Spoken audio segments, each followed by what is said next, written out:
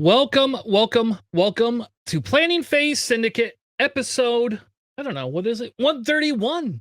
Crazy how time flies. Tonight, we're going to be talking more about Store Champs. We got some more lined up that we're covering as we get closer to the end of the season. Also, we're going to be talking about one stream that we did with JJ over the weekend. That had some kind of unique lists going into it. If that wasn't enough, we're going to be having our roll call segment. We're going to talk about Holo tonight because Holo's cool. And we have a quick discussion on some of the AMG leaks and UK events coming up this year. With that being said, let's bring in my co-host tonight. Please welcome the bench warmer himself, Alex. How are you tonight, sir? Oh, I'm doing okay. It's cold. It's been cold here. It's real cold. Very cold. It was in the negatives last night. Yeah. I had to take the dogs out at like 1 a.m. before I went to bed, and I was like, nope, I'm going back in the house. You guys go run around and pee. They can't get it out now because of the gate anyway, so it's fine. But yeah, I went in the house and sat in the warm while they went and peed. So cold in the D. Also joining me on co-host tonight is my good friend JJ, the new Lions fan. How are you tonight, sir? I'm doing all right. Just still recovering a bit. Still a little bit under the weather. But man, we had a great time on Saturday, and can't wait to go over it again. Yeah. Well, that's awesome. If you didn't know, we had a very wintry weekend here in Michigan. I think my daughter complained about snow blowing, I don't know, like 10 times. And it's like, well, honey, if you let it build up, it's going to make it worse. I'm just telling you ahead of time. But we had quite a bit of snow over here, not as much as what they predicted was going to happen on Friday, but then all of a sudden it all came Sunday and Sunday night, mainly overnight on Sunday. But even then, nothing compares to what they told us we were going to get. We were going to get like, I don't know, like 150 inches. It felt like, like, but we didn't get quite that much. And, we weren't snowed in this weekend, so got to play some X-Wing. Was pretty fun. That was pretty fun. I don't know what else. What else did you guys do this weekend? JJ, you don't have any snow by you, so. Sadly, no. Been wanting to get a little bit of snow at least over here. I'm originally from New York, so just missing the snow around this time of the year. Something that I do want to see. I mean, I guess I could travel like 4 hours to the mountains and see it, but that just seems like a lot of effort just to see snow. Yes. And Alex, you didn't get to go very far this weekend, did you? You stay put? No, I really wanted to go to that store tournament you were hosting. Me, my buddy Matt, and Josh Richardson were all primed and ready to go, and then Josh is just like, yeah, so Snowmageddon over here, just specifically where we're going to be driving. So we decided, unfortunately, not to go. It was probably better in the long run because the afternoon it got worse. If we had started maybe at 8 or 9 in the morning, it probably would have been fine. Like I woke up and had a bunch of snow from the night before, but the highways were pretty decent. They were compact enough; they weren't slippery, and stuff like that. So it wasn't the worst, but it definitely was not like I wouldn't recommend people risk their lives to play plastic ships. But we had a pretty good turnout anyway. I won, so there's that. But they had we had a really good turnout, and Corey and I had a game where we were 1 point off. It was like the last round. I had 1 crate and he had none, and I ended up winning that game on 1 stupid crate. But to show you the power, like we could get into like FO later, but like I was able to, like, you know what LaHughes did for the majority of the game? Carried a crate. That's what LaHughes did. Like he went the opposite direction and said, if you follow me, I'll shoot barrage rockets out my butt. That's what I'm going to do. And nobody could get close enough until the end of the game. When I had to make them drop crates, then I did. But With that being said, the Lions played this weekend. JJ, did you watch the game, JJ? Yeah, I did actually. I watched that entire game, and man, I got to say, it was close at the end. We're clutch. We Um, actually clutched out they for once in our they life. clutched it though. Yeah, it was a 1 point difference there. And congrats to the Lions, and hope they make it far, man. Yeah, next week I think the matchup next week will be hopefully a little bit easier. We're kind of hoping that Green Bay wins next week against San Francisco, so that way, the week after we can have like a local get together crew because Corey's obsessed with the Packers. So the rest of us are Lions fans. So we thought I texted Corey. I was like, hey, if they have to play each other, we're gonna have a party at your house or something. So in other words, we won't be casting the night that they play. Yes. If they make it that far, we probably will not. I will tell you at this point, my wife, who hates football, is watching football because the Lions have not made the playoffs in, I don't know, like 20 or 30 years 20, or whatever. 25 years. Yep. Yeah, and they haven't won a game in even longer. So we've won one playoff game in like 65 years. Yeah. And now we won 2. Yep. So they've my wife actually came out and was watching. It's kind of funny because we get it Peacock. It was free on Peacock, thank God. Because when I wanted to watch the U of M game, you had to have ESPN, so you had to pay for cable service. It was BS. Yeah, that's stupid. Yeah. So I don't know. So as long as the Lions get to play on Peacock, I get to watch them. So if not, I'll have to go to somebody's house, I guess. And yes, the Packers came out very strong against Dallas. I'm not a football guy, so I don't know anything about the Packers or the Cowboys, other than I don't like the Cowboys and I hate Texas. So I like the people that live in Texas, but I hate Texas politics. Yep. Mm-hmm. All right. Well, with that being said, why don't we get into some AMG news? There's a couple of things that one's going to spark a conversation, maybe, I think. The other one is kind of more of an announcement. So we had talked a little bit about, AMG not releasing a lot of information, right? Them not saying, hey, here's new info for you to talk about, right? But they officially released, Chris Mitchell did, that the UK has some regional championships scheduled for next year. One in Sheffield, one in Reading, and one in Nottingham, which I'm guessing are all UK events. I guess. I don't know for sure. Yeah. I know Sheffield and Nottingham are. I have no idea where Reading is. But that's exciting. We're already seeing future events, not for America, but we're seeing future events for Europe so far. So, so that's exciting. Yeah, definitely excited to see this planning going out already for the summer for the UK events over there. Makes me hopeful to see the next season, to see how that's going to play out for the game, and hopefully we'll get a lot of good updates at Adepticon to go along with this.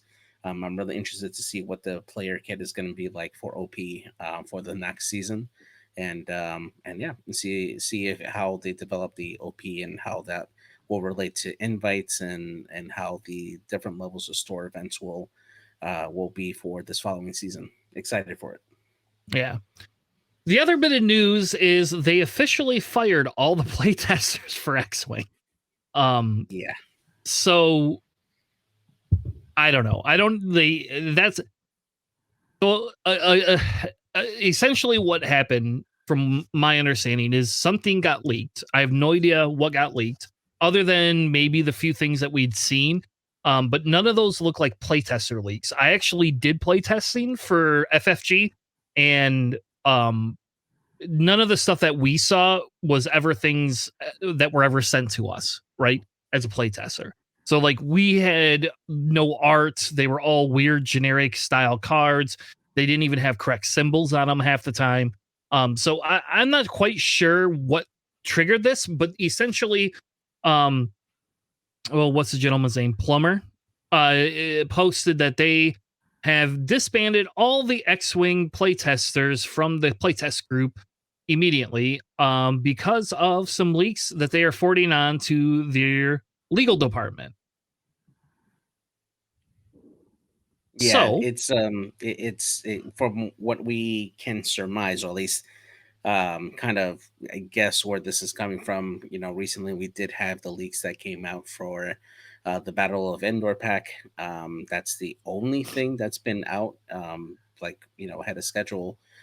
We know now that the release date is going to be for February, late February. So, and we've gotten this Battle of Endor like release info that came out right before Christmas.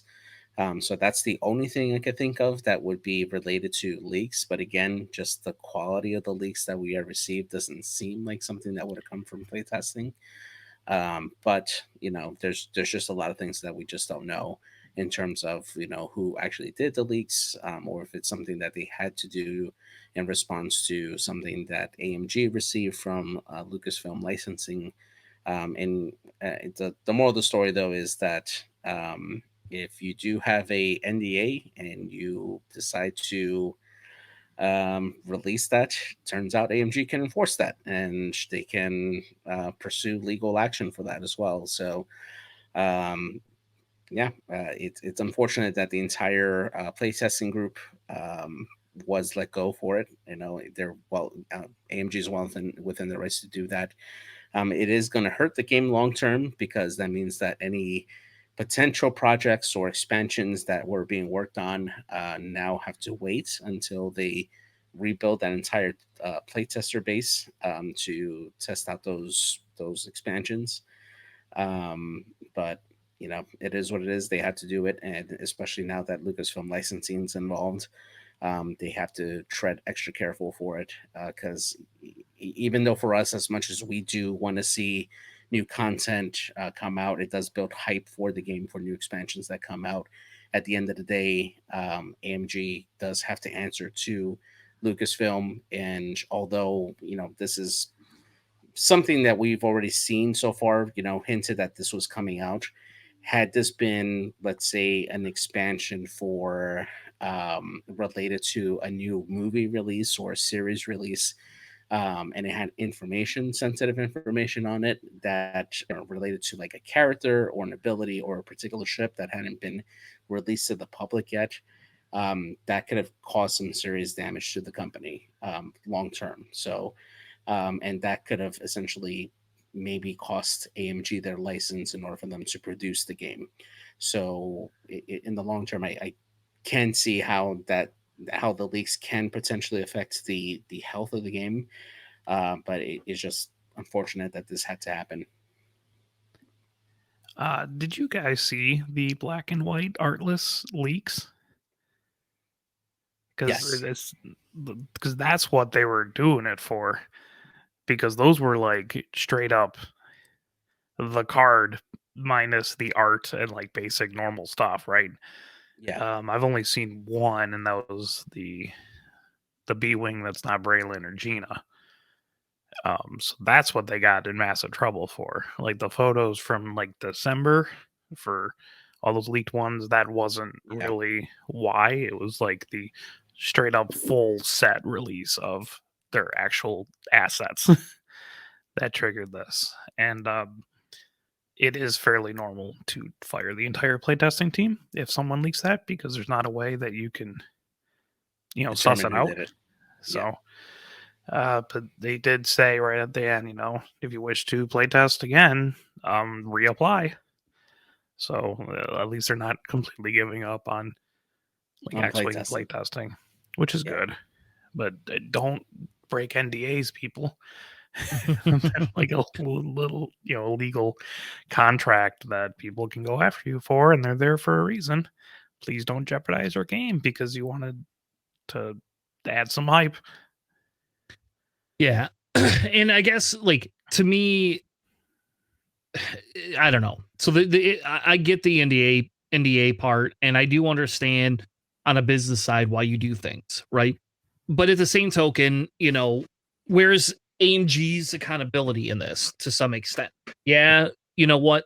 They didn't force them to do the leaks, and they didn't force them to make any of those decisions. But at the same token, is AMG going to ever give us more information, right? Like, so I can understand if you're a playtester being extremely frustrated about this, but at the exact same time, AMG could do a lot of things differently to prevent people from downloading those like images and things like that. Like, think of it this way: like when I did playtesting for FFG, like we had a password and it was on a forum. You could download the files. I bet I might even have them on my old computer somewhere for the files. And like when we do stuff at work that's confidential, everything's behind a pass-coded wall. You can't download. You can't do any of these other things either.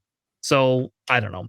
To me, this feels a little bit like we're getting some, maybe a little bit, them being a little bit more pushy, but at the same time, like then come out and say, hey, let's just be honest with the public about what's going on here. We didn't tell you you're not getting new points until last week, and then that was the other piece of news. If we kind of, I forgot to put in there, but that's the other piece of news. We're going to get points for this release, but they're not going to release any other points for anything else. So I don't know. Is it the proper way to probably go about protesting how AMG is doing things? Probably not. Absolutely not. No, you But- don't have the power to decide when you can release news for a company that you kind of sort of tangentially work for after you signed a legally binding contract. Like that's not how any of that works. Like you can't do that at all. You can. You just have to stand up to and the, then you get your ass the sued and repercussions. they might take away the game for having leaks because Disney never sues anyone. Yeah. But at this, okay. So I guess so at the same token, if they're killing the game anyway, what does it matter? Right? Like if you're in that playtester group and you're getting no information, again, we could talk about whether what's right or wrong, right? Like that's like saying, hey, if they created a law that said we're going to tax poor people 30% more and people wanted to revolt, would you be like, well, I mean, the law says this? Like, I mean, come on, there's got to be a little bit of like AMG has to own a little bit of some of that, right? Like their inability to communicate. Like this isn't like when FFG was regularly giving information out. AMG has gone dead silent and refused to talk about it. So maybe it's morally incorrect to release information, sure, but at the same token, like where's some accountability as well? Like, do we just say, I mean, is the accountability we just all quit playing X-Wing? Is that what we have to do to force their hand? I don't know. Like, you tell me what would you do then in that case? Continue waiting like normal. Okay. Like it's Like- cool that we got like some leaks and like the stuff looks Yeah. cool and all, but like I'm not on the kind of person who's gonna willingly like jeopardize the entire game because some Yeah. random person decides to leak a bunch of info.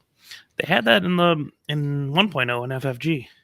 They fired all their playtesters and had a bunch of problems because someone's like they were going to errata bigs and jump masters and TIE defenders, and then they got in massive trouble for like the hard erratas. They were leaking that. Sure. Don't do that. Yeah, but they didn't shut the game down. They didn't do that. They didn't kill the game at that point. Well, this one's So like, worse. if they killed the game now because of that, come on, like the only way you would kill it is if you lost your full Star Wars license, and at that point, then you lose your Star Wars license for Shatterpoint. Everything. Yeah.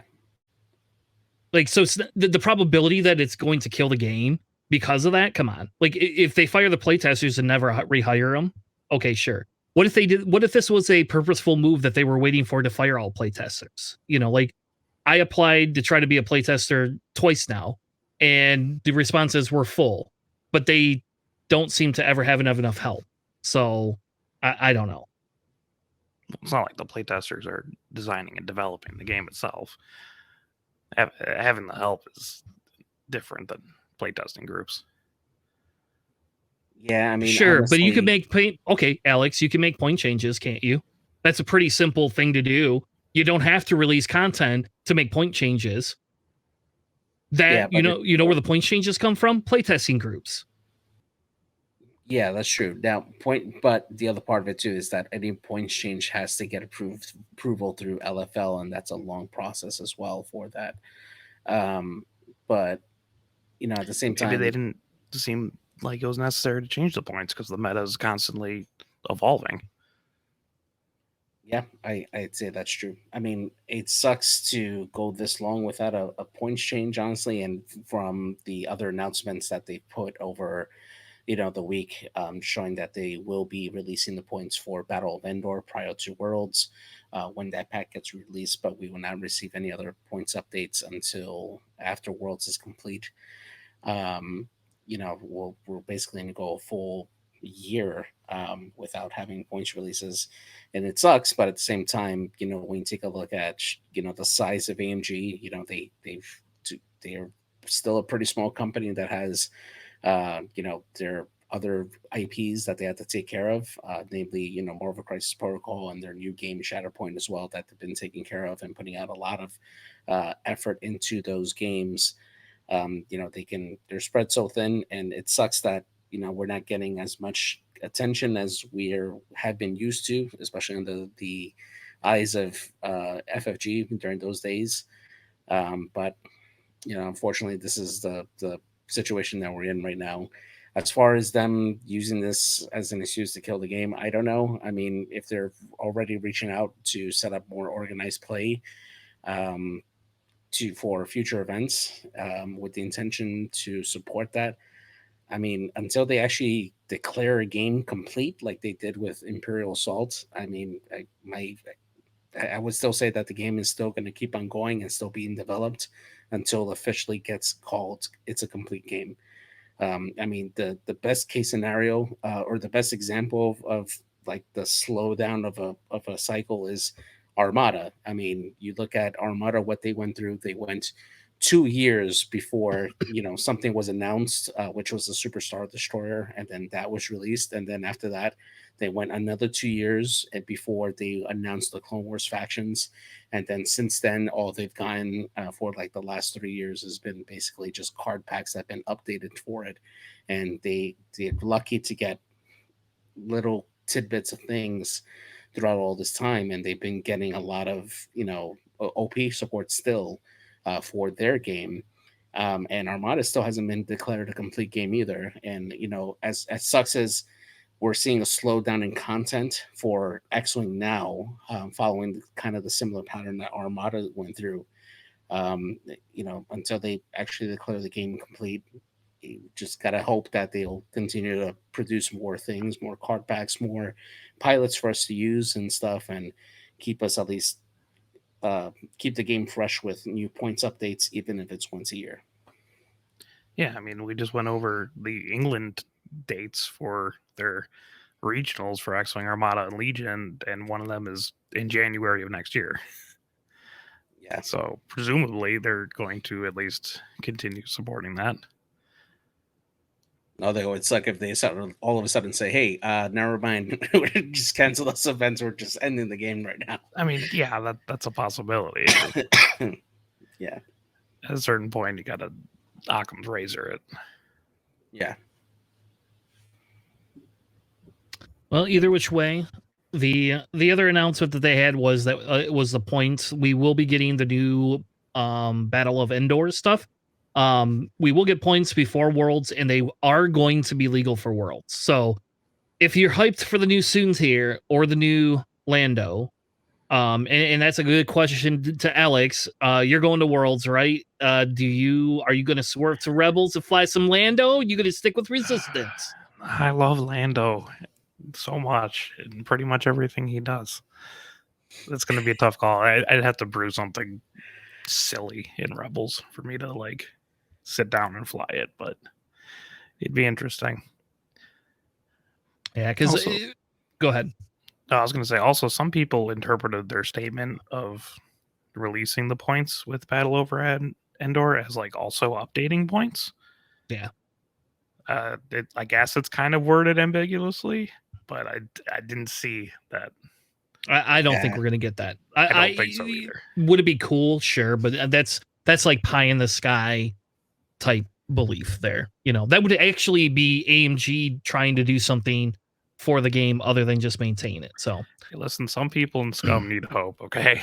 I know. Well, I do too. Yeah. We need a new car pack for Scum. That would be fun. You could split scum up. I think we talked about that before. I think we beat a lot of that to a dead horse. That there's just some definite indiscrepancies in some of the factions right now. And you know what? If they give us new card packs that invigorate different factions, points changes probably wouldn't be as necessary all the time. But in fairness, we've not seen any more starter packs other than Rebels and Empire, and we could have a Scum starter pack that could reinvigorate Scum. That would be fun. Give us a bunch, even if they're standard loadout cards. Give me some standard loadout cards in Scum. That I think standard loadout benefits Scum wholeheartedly. Correct? Yeah, Scum has a problem of it's a lot of cards not designed to be in 2.5. So it's really difficult to try to balance around there. So standard loadouts would be the easiest solution. Probably pretty solid. I mean, they already did that with the YT 2400 through Scum of Bone, which is cool, I guess.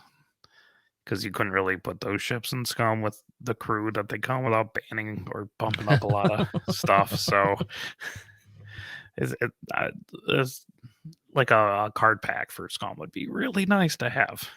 Yeah. And if they want to go ahead and start banning some stuff in Scum, as long as you're going to give us card packs, I'm all for it. Let's ban a few of the more broken things and bring in some fresh meat. I'm all for it, And I think that's the thing is I think Scum is everybody talks about Empire and Rebels being the beloved faction. I think Scum has just as big of a following. And maybe that's because of the 1.0 days, but Yeah. let's be honest, who doesn't want to fly pirates and who doesn't want to fly bounty hunters? And what is the most iconic character that had the least amount of lines in a movie? It's Boba Fett, right? Until Boba Fett got its own series, he was this amazing character that people loved. And I don't know. I even have a mini Boba Fett little character figure. I don't know who got these for me. Somebody got me one of my kids. I got that. I got my little Grievous. I got my little Grievous here for running those blades through. And I got a Lego quad jumper. Oh, do you? Because of course I do. And I have a Maul with mechanical legs.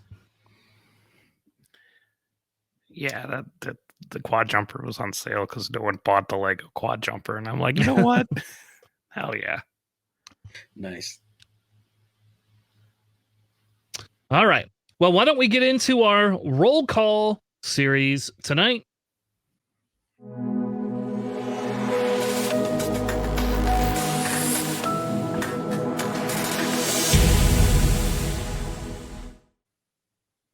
Tonight, for our roll call series, we are going to talk about some underutilized pilots or upgrades that you could use in the current meta.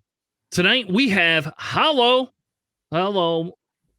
which is a non-binary character, which we still have not figured out if FFG created this character or if this character exists in some other comic books that none of us know about. So if you know, drop it into the chat. Let us know how it is, because I sure as heck do not. Alex, tell me about Holo. Holo. Holo. Well, okay, so I'll just go with the ability, right? At the start of the engagement phase, you must transfer one of your tokens to another friendly ship at range 0 to 2. And that is any token. Typically, if you're running Holo in your list, you will target lock Holo with all your ships. That way, if worst comes to worst, you pass along a lock, and that doesn't really do anything. But Holo can be a really cool pseudo support ship, or can just enable or just hit really hard without suffering the penalties, because you can pass off a stress or a deplete or a strain, because you get those with your fine-tuned thrusters ship ability, right? So you can lock, take a a strain, do a focus action, have a double mod, pass the strain off to a buddy who's not getting shot, and you just hit super hard. Or you have Silencer Kylo around and he's getting shot at, and you do the evade action, then you pass the evade action to Kylo. So now we got force focus evade, and that's not fun. So Holo's a really cool, versatile kind of ship. I think the other piece that's cool, right, is the ship is just 0 to 2. So if you bump and take a stress focus, you could just get rid of your focus or your stress, right? Like you could give it to any other ship if you don't want that stress. Yeah, and a lot of like if you have a lock, like the Vader's coming at you, right? An X1 Vader, and they lock you. Starting engagement phase, you just move that lock somewhere else where Vader can't shoot you, right? So it's actually like super kind of a niche tech against alpha strikes or ships that require locks, like the X1s. Yeah. So I like that a lot. The other cool piece about Holo, right, is the dial. The dial is very decent, though I will say I'm a little sad I don't get a 5 straight blue because I get that on my Thai VN, right? You know, like it would be really cool if I got that too.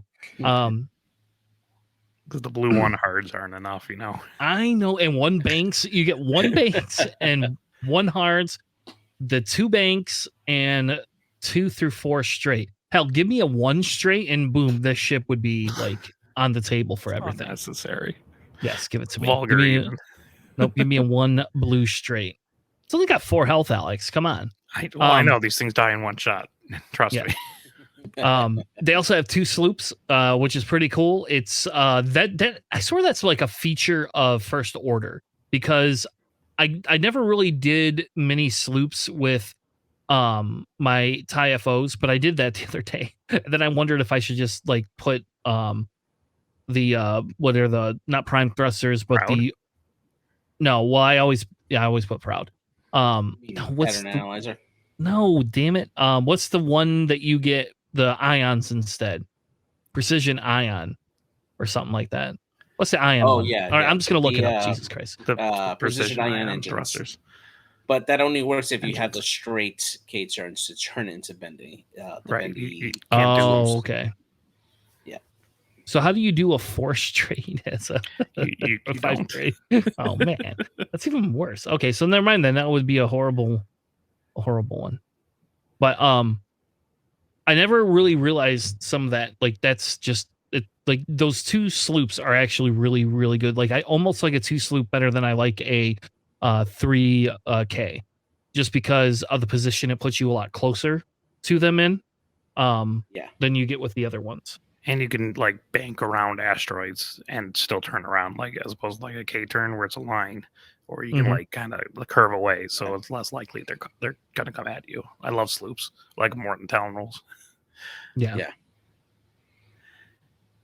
You want to get into like, I mean, Holo has 12 points. The only problem is like Holo is 5 points, right? Because Holo's strong, but Thai BA's pop, so like you have to be really careful. I find myself evading a lot with Holo. 5 points, but 12 loadout, which ain't too bad on this kind of ship. Do you think that we see less Holo currently is because she's the same points as Major Von Reich? I think we see less Holo because they're the same points as Blackout. It's the, well, I could bring Holo, who's super good, but if you're not building a list around like having synergy with support pieces, you might as well just take Blackout because the silencer chassis is like one of the best chassis in the game. You don't get 1 hearts that are blue though. I'll tell you that. It's true. Those are pretty bitchin'. But you can't knife fight with Holo as easily either.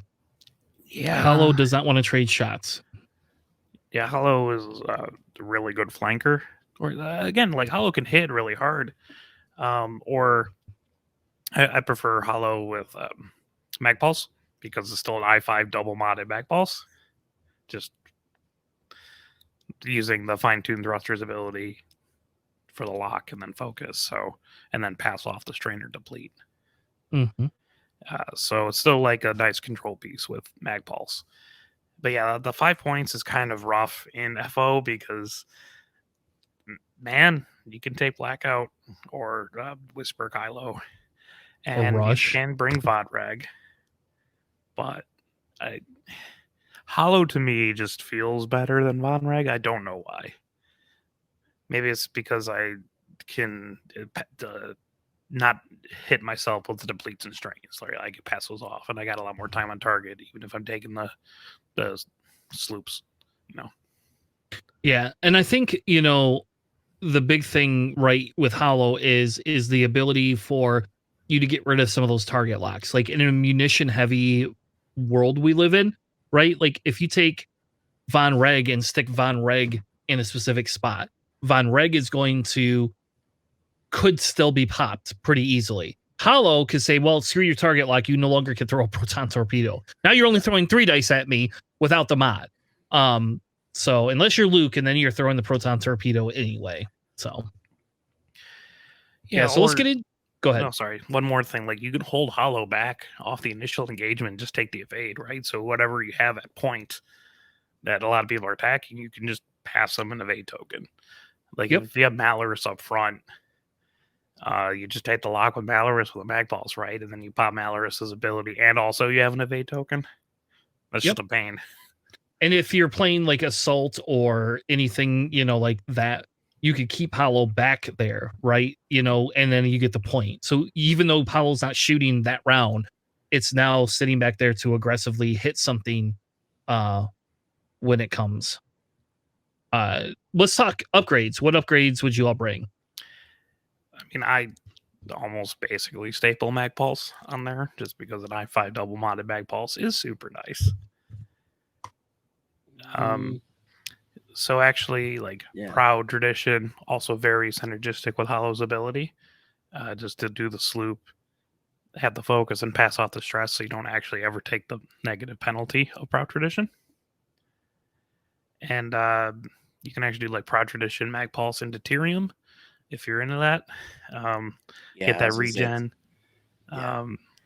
Get the red token. You gain the disarm. You pass off the disarm, which is super nice. Or you can do like the pattern analyzer, which you see occasionally with the pattern analyzer and Proud Tradition, get the double. Or even like Prime Thrusters, if optics and pattern analyzer and Deuterium didn't exist, Prime Thrusters is pretty solid too. Just being able to do a sloop, do a barrel roll. Yeah, I mean, I think like if you have a list that has multiple deuteriums, being able to pass off the weapons disabled to a ship that also has it already just I'm really double helps on disabled now. Yeah, exactly. And the best part about it too, right, is that you don't have to spend both of your charges. You just spend one, get disabled, recover that shield, and then your other ship that is also doing that, they don't have to spend both of the charges just to get stressed, so that way they can shoot. You can just double disable them, and you have a pretty good shot in i5 Holo. Yep. And if you're paranoid about dying immediately, like I always am, you can do like shield upgrade and like mag pulse. Yeah. For really defensive Holo. Yeah, exactly. Yeah. And the best part about it too is, just again, like we spoke before, that token sharing aspect for Holo. If you have a priority ship that you absolutely need to like pass off that token there, having that coordinating piece to go along with Holo really, really makes Holo even more versatile. If you have a list that has like a C-class shuttle that can pass off like a calculate token or coordinate Holo that extra evade token, so that way Holo can also have a lock and a focus using the ability.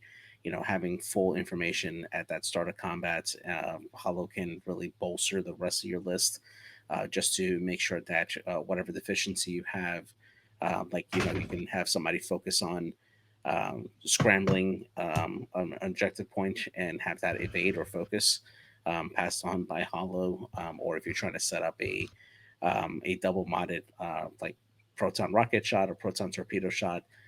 Just having that extra mod in there, Holo really enables a lot of that offensive potential or defensive potential for your list. Yeah, and if like elusive ever goes down by like a point or whatever, or Hollow gets some more points, elusive super silly on Hollow when you can just sloop every turn and pass the stress and Oh always get the yeah, reroll. yeah, that's really good. Pattern analyzer, elusive, yeah. Hollow is 1 point away from being elusive pattern analyzer Mac Pulse. Oh man, So watch out if elusive ever goes down to 3, or if Hollow gets another point of loadout. It's pretty cool just being able to. You can make it a lot more defensive than normal BAs. yeah. Yeah, I think one of the other points of discussion is when you look at other ships that are similar in the stress, getting rid of your stress, right? You have my most second favorite ship in the world, Neonub, who can just get rid of the stress and do an action, and somehow that has more health and only a little bit worse dial, and has 16 points of loadout for 5 points. Now, you can't get rid of target locks. That is fair. You can't be as supportive. But Neonum is like the aggro version of Holo. That's how I see it. That has more health and more loadout. Yeah, and he also has to be like very specific in order to get the double actions, where Hollow can get that every round. Yes. Granted, they're a barrel roll or a lock, but that's still really good. Yeah. Also, like Hollow being able to one bang or one hard actually like makes it really good at just being slow enough that other ships will pass you, and then you can like essentially flank them from there, and then that's when you could start doing a lot more dirty things. So if you're playing like Fangs or something, or A-Wings, stuff that doesn't have slow maneuvers, being able to one bank and one hard is actually really, really good. Yeah. Holo's super fun to fly. I actually used to run a list with like him, Von Reg, and a couple of other BAs back in 2.0 days. It was fun. I liked it. I own 4 of them, I think. 3 or 4 of them. Just for that one list. I don't know. I love these ships. I think this is more my play style is Holo is than some of the other ships are. It's just that semi-AC. I could be a nuisance to you if you let me alone type ship. Yeah, and like there's a list I was kicking around for a little bit of Silencer, Kylo, Blackout, Malorus, and Hollow, which is kind of cool, but you really don't want to pass the stress, so it doesn't work out as well as you'd hope. So it ended up evolving into like Hollow, double Whisper, like Wrath and Kylo, and like Blackout, and that was actually really fun because that's a lot of just you don't get these tokens today. So yeah, and I think that's the one of the things a lot of people miss with Holo is being able to pass off that target lock. I think, to be honest with you, I think if they had a 2-point ship in FO again, I think Holo could be a thing because you could run Holo, Blackout, and Kylo, or Holo, Von Reg, and Kylo, I guess. But you would probably, I would think Holo, Blackout, Kylo, and then being able to run either Malorus and like some other 2-point ship, like that would be. I don't know. Give me midnight. Give me midnight 2 points. There you go. No, I'd rather take null at 2 points. long shot, man. Or long shot. Yeah, give me long shot. At Long 2 shot's points. fine at 2. Whatever. You get an extra die at range 3. Have fun. So do Yeah. I. Yeah. I would take that. Yeah, give me long shot at 2 points. Let me take Mal long shot, or I could have DT long shot, or whatever I wanted. Yeah, you could even give him a couple points. I don't care. Give him proud, whatever. Yeah, give them 4 points. Let them take Proud Fanatical. There you go. Targeting synchronizer. Have fun. Well, that sounds like my midnight build. Jeez. I'll tell you, targeting synchronizer is great sometimes. You know who it's great with? Mal. You know what's better with? Instinctive aim Kylo, so you don't have to spend the force. Yeah, I like that too. For real. Well, I have instinctive aim Kylo too. So I mean, yes, but like you don't Yes. have to spend the force this time. Yep. And you can run them with each other, and then midnight. Yeah, there's Actually, I mean, midnight. Like I know people shit all over midnight, but man, I tell you what, having that i6 with that much loadout is pretty good. Like I really like midnight. Yeah. A lot. JJ, you're about to say something? I was gonna say, if you have targeted synchronizer, you don't need instinctive aim, right? You could just shoot it, right? Right. I mean, instinctive aim is just kind of nice to have when midnight's not next to you or whoever's carrying the targeting synchro. I would just like spend the point somewhere else at that point, right? You know, I was gonna bring that on my list. Well, okay. So sure, let's talk about that. What are you gonna spend it on? Elusive. I can turn that and another 2 points into elusive. Yeah, elusive. If I'm not running optics Kylo, if I'm running pattern analyzer Kylo, elusive would be really great. Okay, but in pattern analyzer Kylo, you don't run instinctive aim, JJ. So you already are using that point. No, instead of stupid brilliant evasion and instinctive aim, you can just have elusive, and that ain't too bad. If you're really leaning into that targeting synchronizer stuff, but it's nice to also be able to split your ships. Yes. Yeah. And I will tell you, I don't use brilliant evasion anymore. I use fanatical, and then I can just be a little bit more aggressive. And if you target Kylo and he loses his shields, guess what Kylo gets to do? You know, save a force. No, he does that. Okay, you can ask anybody this weekend. My Kylo only died once, and it was because of a real horrible roll into a direct hit. Basically, I was one shield down, threw 3 dice. I rolled 3 blanks.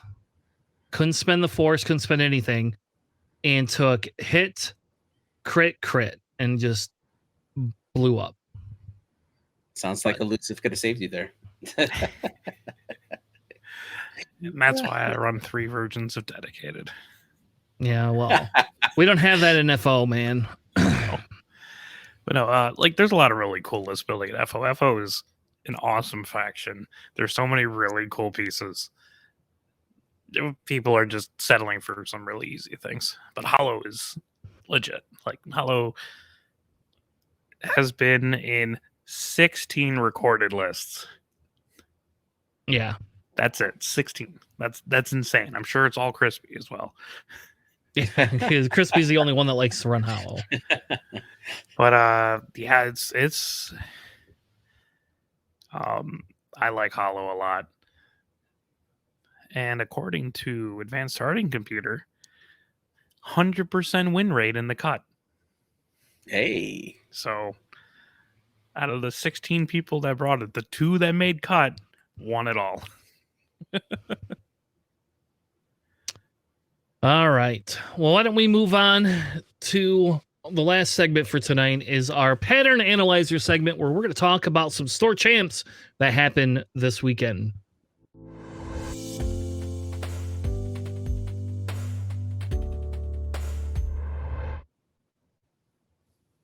Welcome back to pattern analyzer segment where we talk about what the meta is doing, who's winning, who's losing, and why JJ dropped from his own event.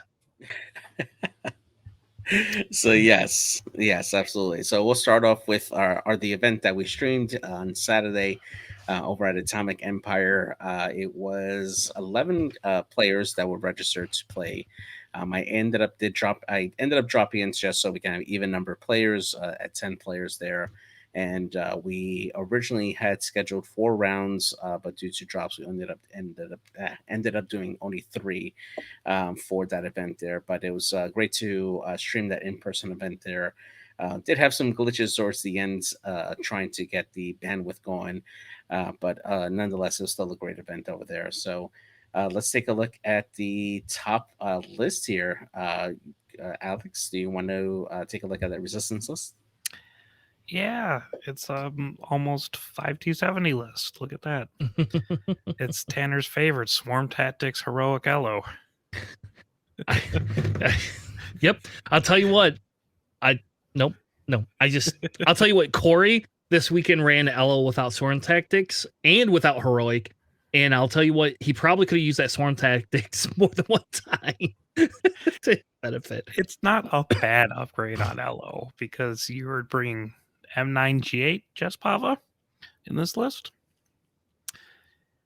I always feel like if you're going to Swarm Tactics Jespava up, to bring some droid with charges so you get the ability off. That's fine. Yeah. Zori with Dorsal, R4, Plasma Torp, Wartime Loadout. Pretty standard Zori. You got Heroic, Ferrosphere, R6D8, Snap Wexley, which seems to be kind of the default that people are settling on. It's either HLC R68 or the Heroic Ferrosphere R68. And then Veneza Dozo, Barrage Rockets Marksmanship. We've seen this list a fair bit, and it's still a solid list. Don't joust it. Yeah, we actually had him on stream. He was our first game on there. I was facing off against another resistance list that had quite a few Y-wings in there, and it was that Swarm Tactics portion was definitely a very big deciding factor to get on the initial shots to reduce to first off kill off the opponent's Tim and Wexley, who came in to joust with their own Elo, and he also had Jared Yeager on their list as well. Once they were able to eliminate Timon, they were able. Chafee was able to go in and finish off the other enemy Y wings that were crippled down. And again, just having that extra shot there, like even when Just Bava wasn't in range, he ended up like kind of cycling him out with Veneza Doza, and then Veneza being able to use her ability to shoot the barrage rockets out the rear to further do more damage and stuff. Like he was able to pretty much swarm tactics the entire game in that first matchup, and it was really effective in reducing the health for all those ships there. So it was definitely very well played, and he went undefeated and won the event. He went 3-0, beating Thomas Anonymous on the last round there, and yeah, it was good. All right, the next list though caught my eye a little bit. Thomas running Kanan Jarrus, baby. Right? That's I don't know. That's fun. So I think we had Thomas on screen twice. Round two. I don't know. One of the rounds No, I we had his commentated. yeah, so he was our round two winner, and he played against Missouri Matt. Missouri Matt was on stream twice. There you And go. yeah, this Kanan Jarrus list was absolutely brutal. You remember that first engagement versus that wedge? Oh yeah. Yeah, that wedge did not live. Oh my gosh. Yeah, so let's break down this list here. So we got this is a Rebel list here. We got Sabine Wren in the Rebel TIE Fighter with Lone Wolf, Yvonne Verlaine in the Y Wing with Hopeful, Dorsal Turret, Chopper, Astromech, and Seismic Charges. Then we have Battle Yavin Luke. And then Keo Venzi with Predator, Concussion Missiles, and Vectored Cannons. And then Kanan Jarrus in the VCX coming in with Heightened Perception, Fire Control System, Dorsal Turret, the Child, Magvar Yarrow, Agile Gunner, and the Ghost title to round off the list there. And the game that he was playing in, they were playing Salvage Mission. And the way he set up this list here was essentially having Kanan and Luke being that main hammer in the front that went in to go hunt down the enemy Luke and Wedge, and then having Keo kind of be the solo flanker to grab an objective, and then Yvonne Verlaine and Sabine also grabbing crates as well. So he was able to contest 3 separate crates and then just have the sheer firepower between Kanan and Luke to go in and hunt down the enemy forces. And once, pretty much in the first engagement, the enemy wedge took a proton torpedo from Luke and then a 4-dice shot from Kanan Jarrus, which, by the way, if you happen to shoot Kanan in this list, Kanan is going to recover a force, and he's also going to get a target lock on you. So now you have a 4-force Kanan Jarrus with a target lock that's going to be shooting 4 dice at you, which is pretty much a natural proton torpedo, and it just absolutely blew out the opposition in this list there. So and played really well.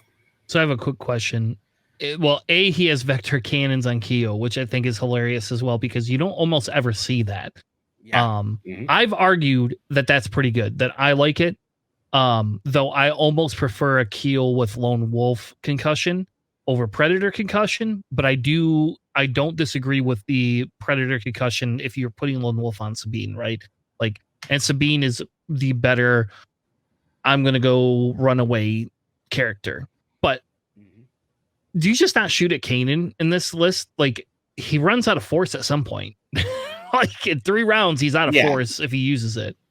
Yeah, exactly. So I think the key to defeating this Kanan Jarrus, and unfortunately we weren't able to get the final match between him and Chafee on stream, but essentially the key to this Kanan is that you let him run out of force.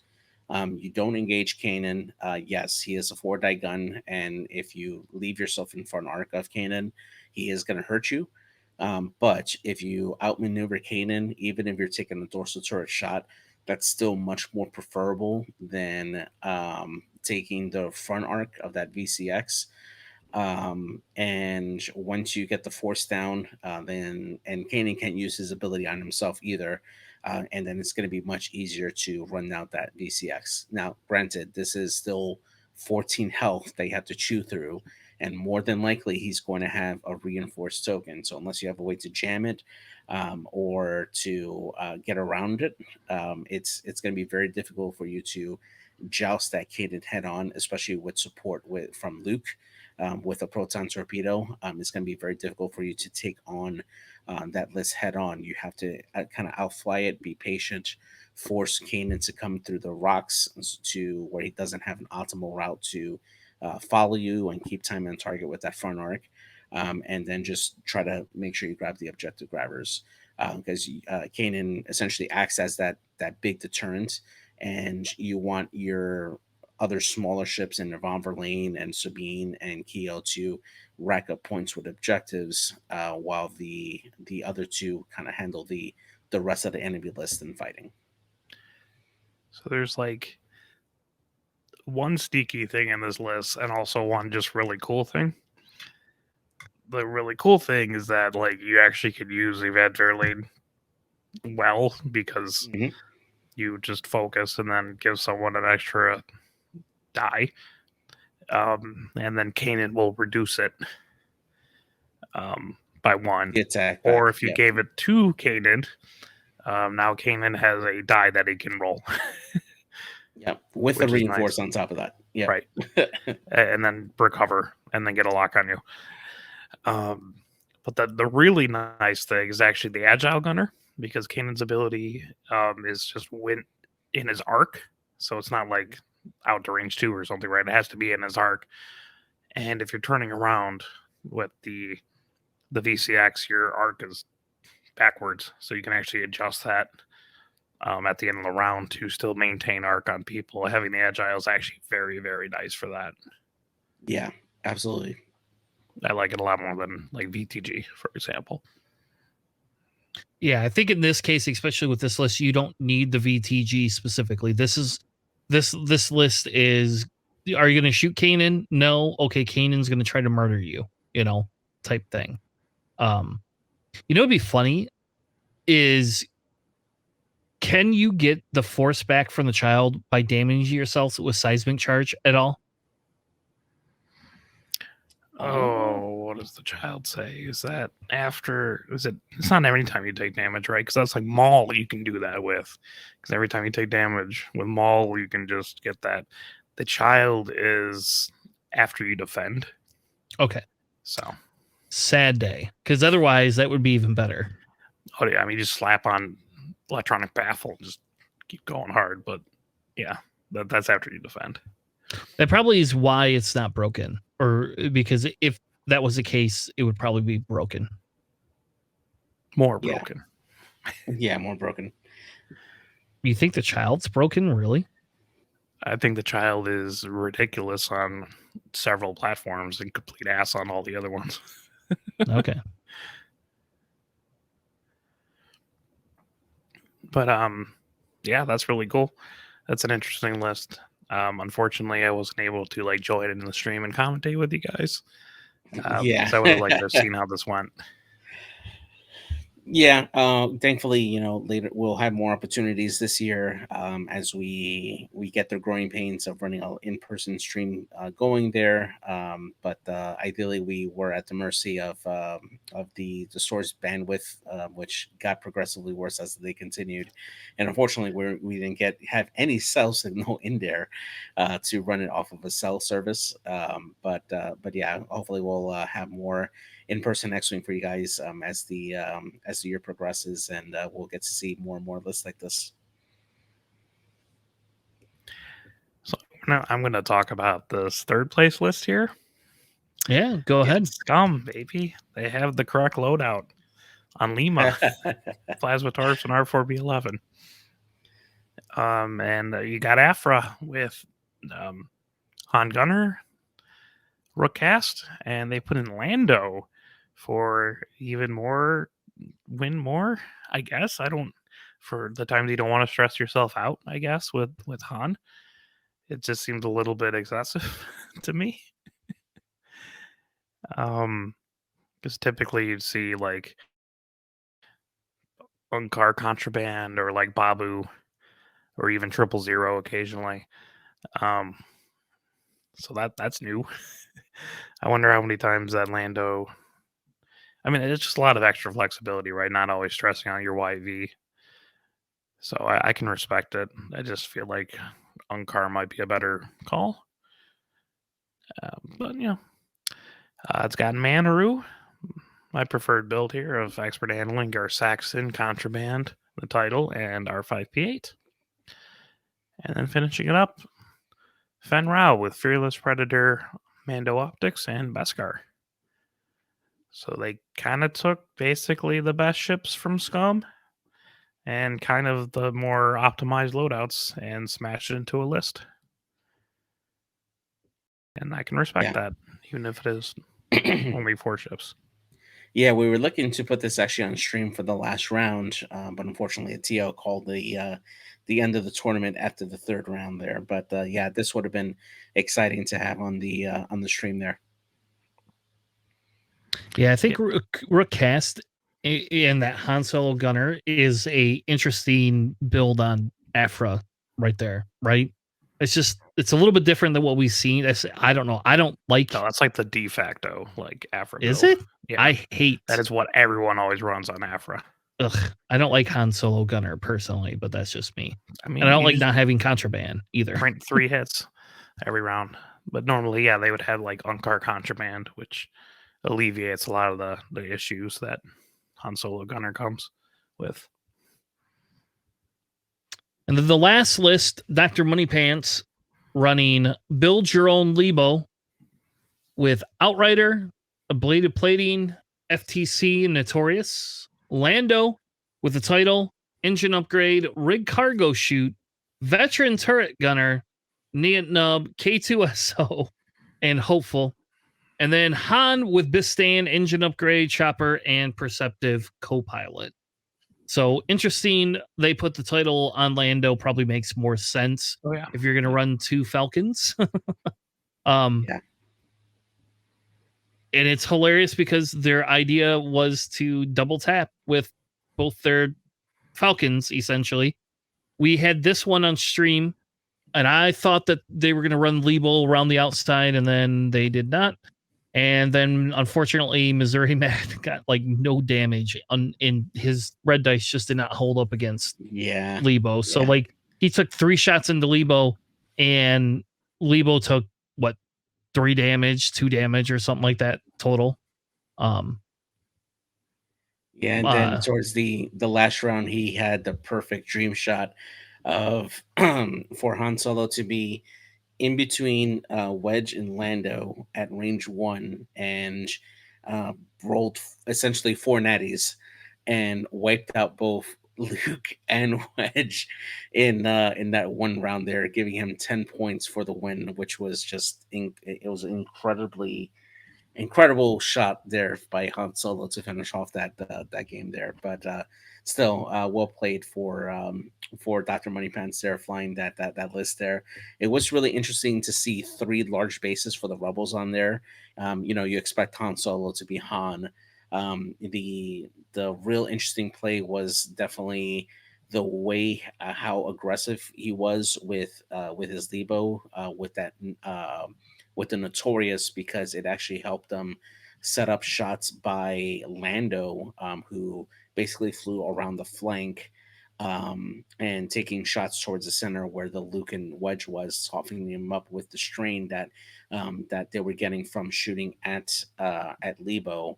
And then Han Solo was kind of behind Lebo, taking shots for everybody that would fly past. So he created a kill box using Lebo in that center to provide those strains out to whoever he needed to, and then just got Lebo out and was able to have Lebo survive at the end, with Han and Lando basically playing cleanup afterwards after they got that initial engagement out. So yeah, it was well done. Did he ever use the VTG on Lando? Because that seems like not a good upgrade. No, there were a couple of times where he was close, where he had Keo on one side, but the edge of Wedge was just outside of arc. Otherwise, he would have had the double shot from Wedge on one side and Keo on the other. Yeah, because usually I say if you're getting your VTG shot off with a Falcon, you are losing the game because you are surrounded and you can't go anywhere. But yeah, Wedge was facing the wrong way, but yeah. Yeah, because you could like switch that VTG out and hopeful for like trick shot, which seems actually pretty useful. Yeah. I like the K2SO Lebo combo as well, just to give Lebo. I mean, he doesn't have the best blues, but extra calculates when you can reoccur them is really nice. Yeah, it was definitely really strong for Lebo, and it was actually really essential for Lebo to have that extra calculate to spend on defense, because he was taking quite a bit of shots from the enemy Han Solo and Luke and Wedge, taking all 3 of those shots in, and able to have that extra calculate to spend, which is really great, especially when you can recover them and then use them on offense. Also, I don't agree with engine upgrade on Lando. Sorry to go back to that. We know you don't. You're doing a blue maneuver next round anyways. You can just use the red boost. Like, there's no reason to have the white boost. Other than, like, next round you're doing, like, a hard turn. But that's on you for messing that up. But that's a cool list. Like, 3 large rebel bases just seems just gratuitous enough that I enjoy it. Yeah, I ran Dash and Chopper and Han for a little while just because it was fun. It was just fun to throw 3 bases. And like Lebo and Dash are not horrible ships. They're just underclassed, I think, in this specific meta. Like they're not bad ships though. And they're fun. Oh my god, are they fun to run? I like Lebo a lot. It's tough to justify bringing that in Rebels when you're just like, well, I could have Dash or I could have like Han and Lando. That just seems a lot better. So. Or maybe you should bring Lando or bring Kanan and Han and Lebo. That might be fun. Oh yeah, that would be just. I do Kanan and Lando just so you can give the Ghost actual like offense and a reinforce. Instead of Han. Instead of Han, yeah. But you know me and Lando. So. Yeah, no. You have an addiction issue. Except for you won't run it, so I don't know. I don't know what to tell you. When you take it to Worlds, I was bringing Lando to the store champ. When you bring it to Worlds and put your money where your mouth is, then then we'll I'll talk. have a Lando at Worlds, either between my scum list, having him as a crew. That or, doesn't like, count, and you know it. Resistance. All right, It's let's move better on. than bringing Lando the ship in scum. Holy crap! No, you should. No, you should never do that. Garbage. Don't ever do that, folks. That's tip 101. Do not bring Scum Han either. Like that's just don't do it. It's But scum Lando's 5 points, and I don't want to bring Manaru. nope. Just bring Manaru until they neuter Manaru's loadout. Just bring Manaru. It's very simple, and Manaru's a lot more fun to run. Can't turn right. That's true. People complain about that a lot. All right, let's move on to Labyrinth Games. I don't know where it is because I don't remember putting it up there. They had Star Champ this weekend, and they had a little bit different, some different lists. The first list we have is the newer, what I would call the newer staple rack list, right? Like this is kind of the one this is the one that came out at JJ, where was it? PAX, right? Yeah, in PAX. Yeah, it was run by Velvet Andrew. Buddha. Yeah. Andrew Block. Yep. So this is kind of the one that came out of the crates testing and things like that. If you want to run a rack, and Vader still, because you get Vader crew. So I could do the same thing you could do with Lando, Alex. Just stick Vader on a stupid big ass ship and call it a day. So this is Fair Off with 000, Ruthless, Deathfire, standard loadout Tomax, the cheap version, not the 5-point version, and Reimer with Ion Bombs, Barrage Rocket, Sat Salvo, Rack with Ruthless, Death Troopers, Vader, Agile Gunner, Electric, Baffle, and Dauntless. I will tell you, this list is good. It is not a list you want to ignore. It is not very much fun to run, if I'm being frankly honest with you. Like this is to me, this is a very boring list to run, but it does really well. Like it is a good list. Do not get me wrong, but I find it boring. Yeah, definitely. It's a lot of health that you have to shoot through. I mean, you have the 16 health from Rack, and then you got the 6 health for each one of the bombers, and then you have the other 8 health from Fair Off. It's a lot of damage you gotta try to push through, and these ships are going to be punching out a lot of damage over back to you. Between Rack and Tomax, Tomax basically softening you up for Rack to come in and have pretty much almost guaranteed 3 hits or a crit into you. It's really tough to survive that kind of firepower. Oh, and then on top of that, you got to worry about being trajectory simulated a proton bomb to soften you up for that beforehand. And all the while, you have Fair Off being able to get in there, either stressing you out and then setting up for Death Troopers, or you're getting jammed, having no tokens, and then taking all those shots. So it's a lot of health. It definitely can mess up your formation, and it can pretty much outlast a lot of lists that can struggle to put together a good amount of offense very quickly. You know what this list does not like? Jam. Yeah, that's true. And crit generation. It does not like jams and crits. And yeah, basically my Empire list is the direct counter to this list, basically. Yeah. You know what's funny too? What's really funny? So when last week, I guess I'm tangenting, but I flew Anakin Ada for 312 League, and like I had the bullseye lined up, so I was like, screw it, I'm gonna throw the ion, charges, and I actually ionized a ship with him. Like I couldn't believe it. Like that's just crazy because he doesn't have. It happens, but it just doesn't happen all the time. But it was hilarious because it like the guy had to drop his like plasma torpedo because he couldn't shoot it anymore. You use ancillary ion weapons with the bullseye? Yep. You can't do that. Why? It is your front arc attack. It is not a bullseye. All right. Well, we cheated then. But either which way, it was still 2 dice. It was only 2 dice though. Also, maybe it was a front arc attack. Super. It was a front. It must have been the front arc attack because it was only 2 dice. Yeah. Okay, so then it wasn't a bullseye. Well, unless you were depleted by R2D2 and then you just cheated. But yeah, anyway. No, I was not depleted by R2D2. No, nobody shot that. Nobody shot Anakin. Nobody ever shoots Anakin.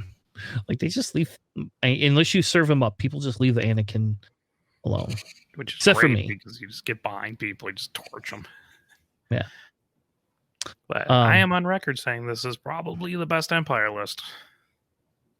Yeah, you think this is So- better than a lot of the other ones? Yeah.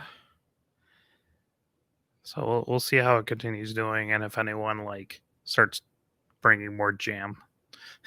I mean, like Mac Balls is still really good at 4 points. Yep, and especially if you can run it at I5 and I6, And you have Holo. and you can have Yep. Holo. Yep. Yeah, Holo Yeah, goes. Yeah, I mean- let me get rid of my stress so I don't have to worry about Death Troopers. Those Yeah, let me those not double care silencer about lists- that troopers that hit you with a double botted Mac Balls. I was gonna say the double silencer or the double tight whisper list that can like focus jam, they'll eat this list alive. Like good luck having a reinforce or a target lock. Like yeah, that's a very solid answer for this list. There you go, Holo, the rat killer. Yeah, maybe that's a good place for Holo. I don't know. Maybe I should swap them out for Blackout. Yeah. No, I'm just kidding. That doesn't sound like fun. Actually, it kind of sounds like a little bit of fun. If everybody's gonna start running rack, maybe that's what I should do. So, but you know what also is fun into rack? A 5 dice proton rocket too. So Yeah, that's true. with target lock and focuses. All right, next list. Alex, what did Miguel bring in Scum? A 5-ship scum list. Not 5 fangs. This is great. You get Fen Rao with Predator Burnout Thrusters, Beskar. The less aggressive, more flighty Fen Rao, which I can respect. Dirge with Proton Cannons, Contraband, and Engine Upgrade. I'd still take Fearless, but Engine Upgrade's fine. Cad Bane, Ion Cannon, HLC, Kira. You're actually kind of seeing this pop up a little bit more.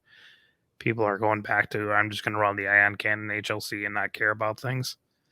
And Kira's okay, just don't get ionized. Then you got Namlum in the Rogue Namlum, not the Jump Master one.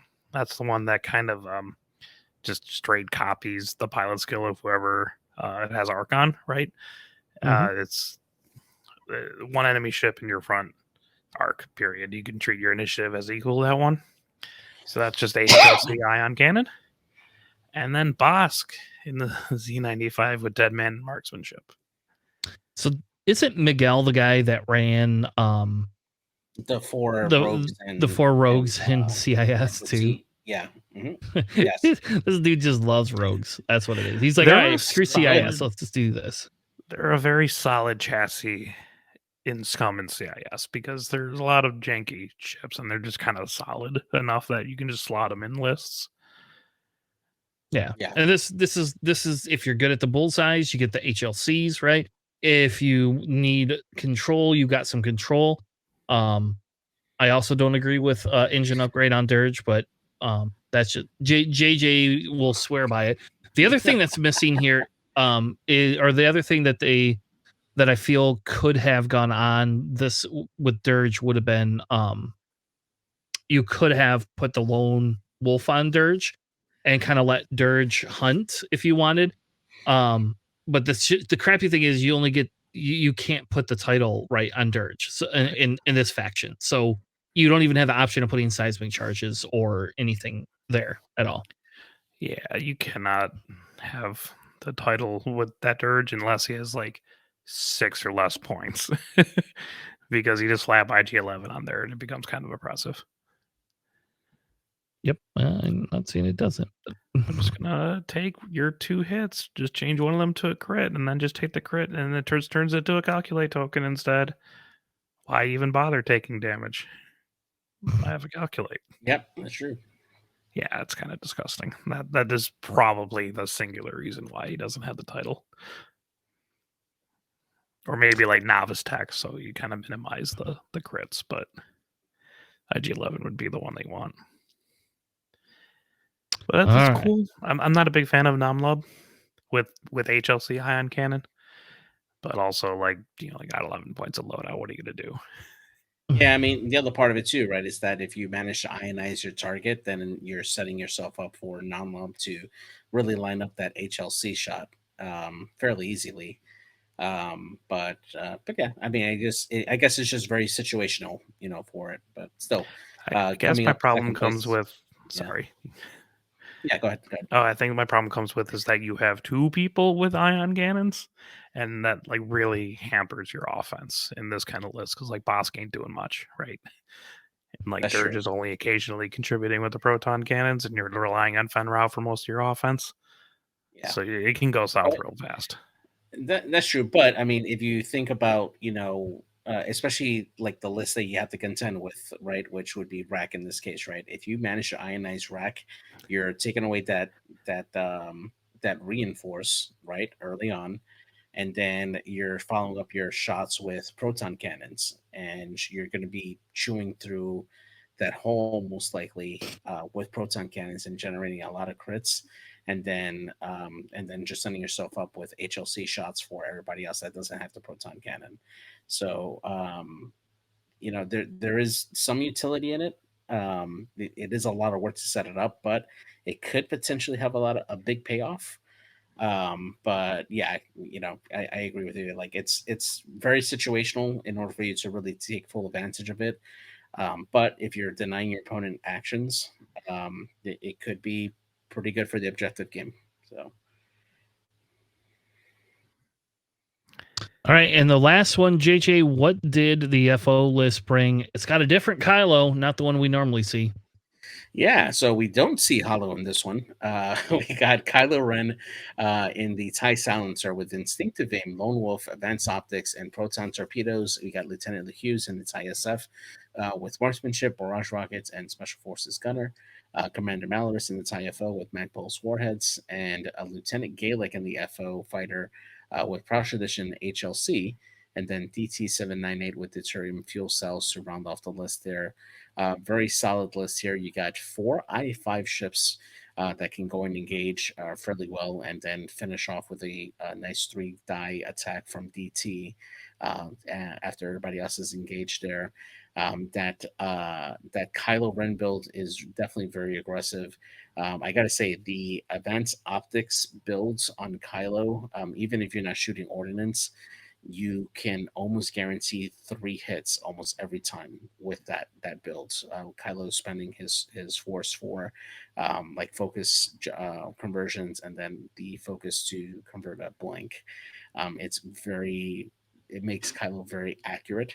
And then if you're flanking and using Lone Wolf, you got that Lone Wolf reroll. You got the advanced optics if you set yourself up right correctly to convert results, and then you have your 2 force as well. This Kylo can definitely punch in a lot of damage, and in that silencer chassis, you can hunt down ships fairly quickly and get behind the formation if you need to. So it's a very very good list.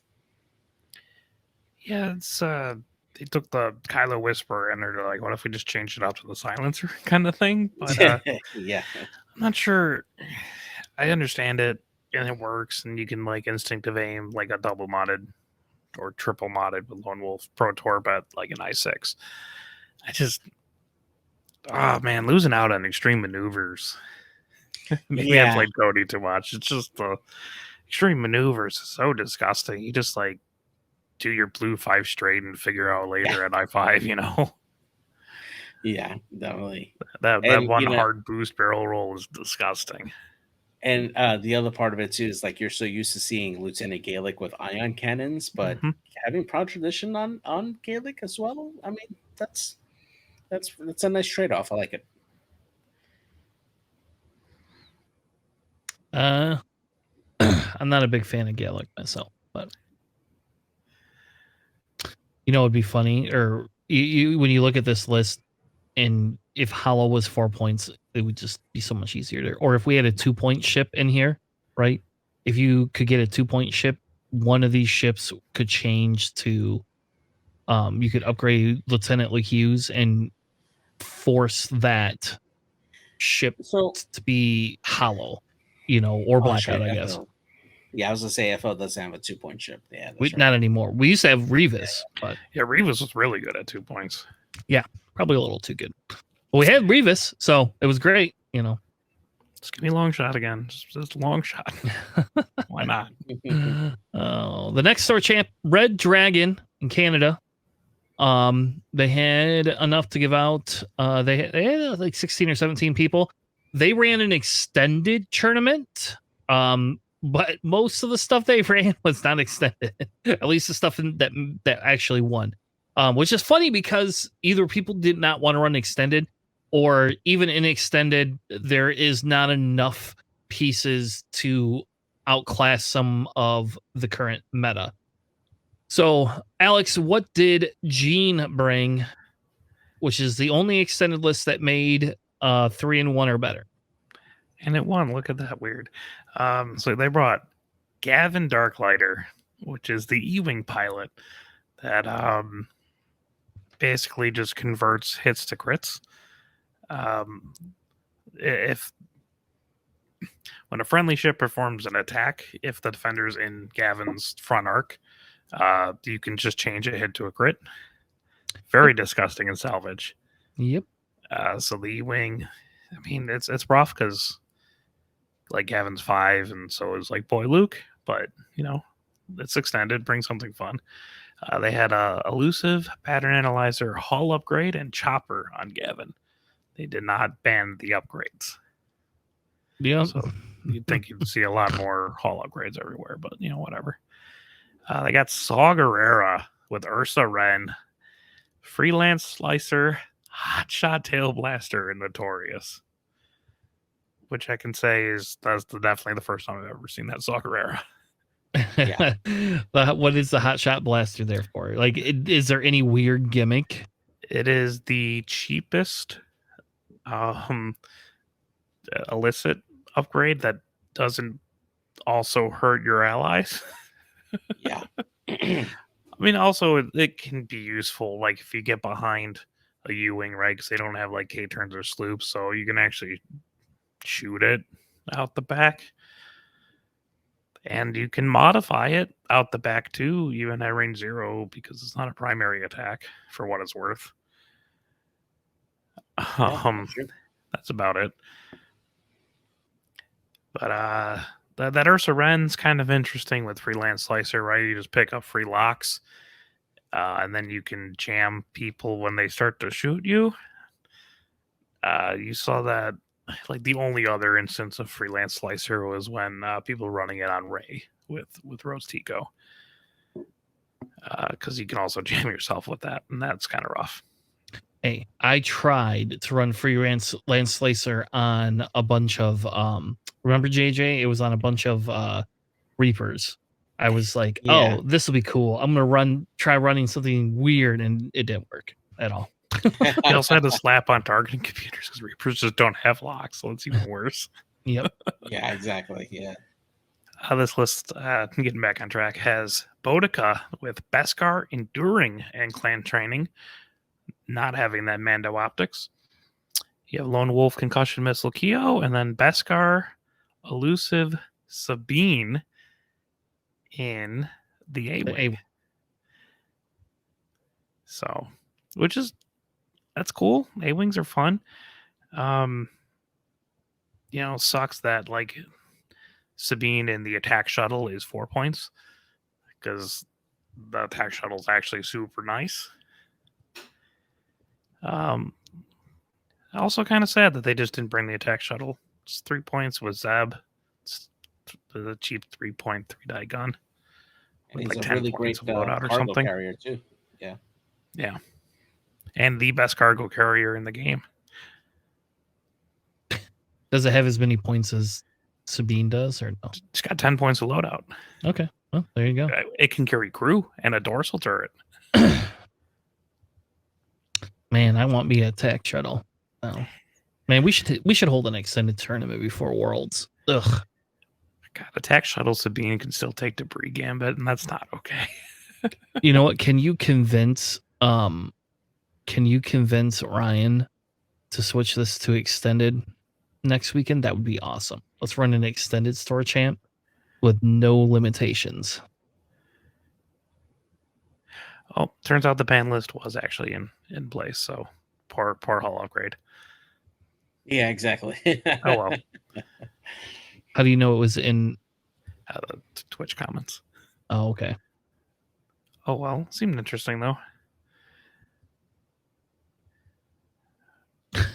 All right. Well, there you go. That sucks. I feel bad. We outed that person, but I don't think Hull upgrade really probably played that big of a factor in that game. It does up their points half, but it's fine. I think we're fine. I think we're fine with that. Yeah. All right. The next one, JJ. What is the next Empire list that was ran? So we got Darth Vader, the starter pack Vader with hate, ion missiles, and afterburners. Soontir Fell with shield upgrade, ruthless, and marksmanship. And then Tomax Bren, that's the standard loadout version with the True Grit plasmas and ion bombs. Deathfire, also the standard loadout version. And then Major Rhymer with ion bombs, barrage rockets, and Sat Salvo. You have your two I6 aces that can basically take care of themselves. That can run on the flank and go and engage at Initiative 6 to soften up the way for these TIE bombers to come in and basically close off the center. And you got to pick and choose who you want to engage first. Definitely a very tough list to go through. It's the efficiency of that Vader, especially with objectives, can be really, really good. Vader being able to spend that force to take multiple actions is really strong. And then these side bombers can help lock off areas, especially in assault with those bombs, forcing you to either take damage in order for you to go into a particular area or just suffer the wrath of the ordnance that these TIE bombers can put out. So very strong list for Empire.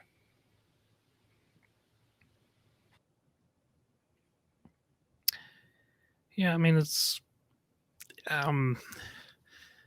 it's pretty solid. Like, just having double I6 and then 3 decent hitting bombers, Yeah, this is a fun list. This is the list I was considering. I was considering playing around with for Worlds because I like this. I like scenes here. I do not 100%. I don't know if you could have ran Hull upgrade, you could have got so much more. But either way. All right, the last one we have is a 4-ship FO list with Blackout, Lone Wolf, Sensor Scramblers, and Procket. Kylo Ren with Malice, Brilliant Evasion, Predator, Pattern Analyzer, and the Sweet. Rush with Fanatical, Predator, and Advanced Optics.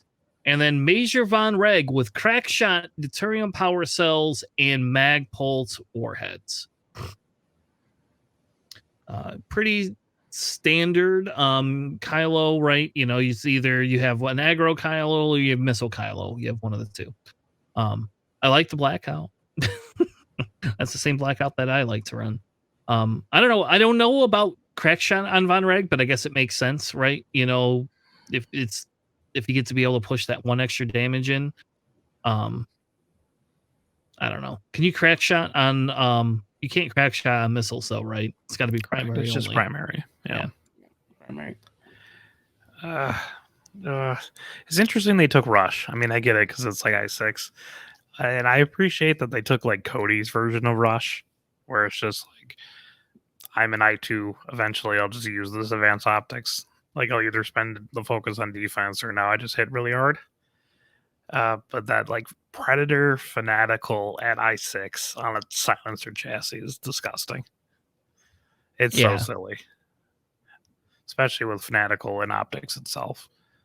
Just even if you get like a blank focus, you're just like, whatever, I'm Rush. The adrenaline junkie. Yeah. You think it's worth dropping a concussion bomb on Rush just to make him an I6? Absolutely not. No.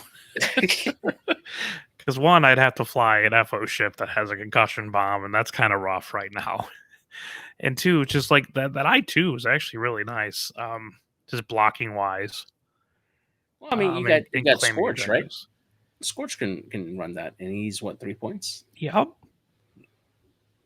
You can do that. might be something there, but But yeah, we can't do it in like this list, right? Because you can't split a ship into a 3 and Yeah. a 2-pointer. So Yeah. Yeah, because Make we the just list had really that awkward. discussion. We don't have 2 points. yeah, exactly. Yeah. I wonder how All right, guys, Holo would do instead of Von Reg in this list. I have to jump out here at this point, but I will catch you guys later. All right, the next one that we have is from Illinois. I don't know how you do you say, is it Gonards? Is that what it is? Grognards? I'm gonna call it Gonards. I don't know. I don't know how you say that, but that's what I think it is. But it's in Illinois, so pretty cool. What is so we had that? This is the one I think Nick Sperry streamed. I think he streamed this one. I don't know. I don't know. What is the first list, Alex? How about that? Why don't we just go that way? Yeah, it's a resistance list. It has Poe in the Falcon with Lone Wolf, Trick Shot, Chewbacca, Ray, Engine, and the title. That's kind of what you've been seeing with Poe. People running that Lone Wolf Trick Shot over Notorious or something like that. The Chewbacca crew giving him a crit once people start taking damage. It sadly does not trigger when Jarek first enters the game. They have an answer about that you don't actually take the charge on Chewbacca for the damage that you take with the starting damage off the fireball. But it has Jarek with heroic marksmanship, M9G8 targeting computer. You got Elo with crack shot, marksmanship, Ferrosphere. Snap Wexley with heroic R68 and Ferrosphere. And then BB8 with Han Solo crew and automated targeting priority for some reason. Because that's like the favorite upgrade for everybody. Just put on targeting computer. They have a red lock. Just change it white. Don't need to worry about shooting the guys at range 0 because you block all the time with BB8. But that's like a solid list. I've ran similar lists to this when like store champs were first popping up. I like Poe. It's just the sad thing is I think Ray is just better than Poe at this point right now. Just more favorable matchups for Ray than Poe. Sadly. Is that just because Ray is such an aggressor?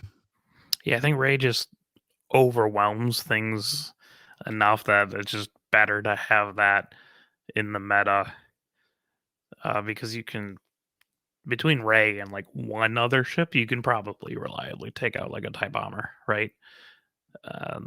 Maybe 2 other ships. Like it depends if you have like an HLC shot coming in or something. But yeah, like Ray just, there's a lot of defense in this game, right? And Ray just kind of doesn't care because Ray's just going to continue to hit you hard. Like going against a Soontir, right? Like if Soontir gets caught in the arc of Ray, that's bad. And like even Fen Rao does not want to be range 1 of Ray. Obviously it's like a playstyle thing and what your local meta is. I just think Ray has overall more better matchups than Falcon Poe right now. Even though Falcon Poe is really strong. Oh, geez. Yeah. I do like the Falcon Poe, but I kind of agree with you. I think Ray, again, well, we talked about this last week, right? Ray is just a little bit underrated, in my opinion. So, yeah. All right, the next list that we're going to talk about from this one is a CIS list. It's got 047 with Kraken, Iron Assembler with energy shells and munitions fail safe. So there is no independent calculates. Then we have 6 SOC ships. The Horicron shell charge with ions, 2 of those. A Bactitoid prototype with homing missiles, which I don't think I've ever actually ran that ship. The DBS-32C with plasmas, and DFS 081 with a Discord and contingency protocol, essentially going for capitalizing specifically on the SOC contingency protocol variant. I have no idea if Nick had this on stream or not. I'm gonna have to go back now and watch it because I want to know if this list was on stream. But this is like somebody said, "Hey, well, you're gonna kill a ship. The other ship gets the tokens. That's what we play the game for." And Kraken's gonna let us keep them, and sucks to be you guys. Yeah, that is 8 ships. That's a lot. It's got a lot going on there. And they all have contingency protocol except for the Iron Assembler and the HMP. So once you start popping things, it actually can strike back. Yes. Yeah. And I forgot which one. I think it's the Harshell prototypes. It might be the Bactoid prototype. I think it's the Bactoid prototypes. They misspelled calculate network calculations on the Bactoid prototypes. So it says like calculations. Oh, did they? And I want to call a judge and just be like, the ability doesn't work. It's just like caption Rex. Yeah, they're never gonna. No one will ever enforce that. Nobody's gonna care. They're gonna be like, "Shut up." Like, did you just waste 10 minutes of time here? Penalize you. Yeah, slow play. All right, the next play, the eight ship list guy. I don't know. If you run it enough, I would say you could be used to something like this. Like, if you run it enough, you can be pretty quick. Oh yeah. I usually get 6 rounds with 8 ships. Yeah, no, I mean like never mind. But it's interesting. I'm blown away that an 8 ship list went 3-1. Normally you don't see those right now. Nope. And it makes you kind of wonder, is contingency protocol worth looking at? Probably not. But maybe it is. I don't know. We'll have to play around with it maybe, but probably not. So I don't know. It is the idea behind it. The contingency protocol is actually really cool. Yeah. Next one we have is scattered decks in Washington. Teleportation had a list that the name of it is I hate this. I have no idea why, but that was the name of his list. So we'll just the winner here was Jocas. Alex, what did he run? He ran the 6 ship Republic list. That's semi-popular. Like it's starting to merge. You'll see it occasionally. You got all 3 SOC arcs, Jagwolf and Oddball. You got both 3-point SOC torrents, Kickback and Axe. And then you have Boost with Predator. Interesting that they chose Boost. I love Boost. It's just Slider actually just fits better with the other initiatives in the list.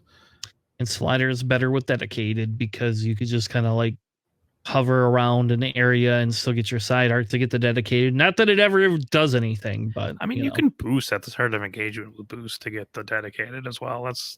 They're both like really good with Dedicated. But yeah, that's just kind of like a really tanky, kind of annoying list to go against. Yeah, and it's a list that's missing. They don't have Anakin in this list, so right.